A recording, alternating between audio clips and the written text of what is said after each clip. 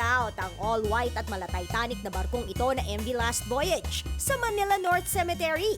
Dito kasi nakahimlay ang pamilya Galvez Cloma na nagmamay-ari ng isa sa malalaking maritime school sa Pilipinas. Kumpleto ang disenyo mula sa anchor, chimney, hanggang sa mga alon ng dagat.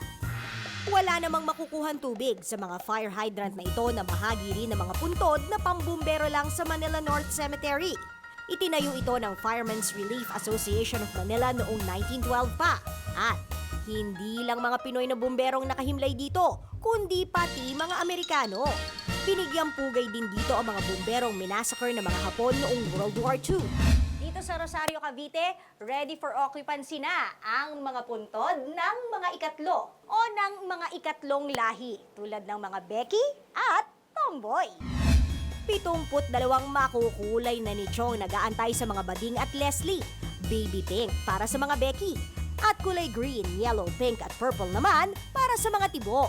Siguradong mapapayapa ang paghimlay mo dahil lahat libre.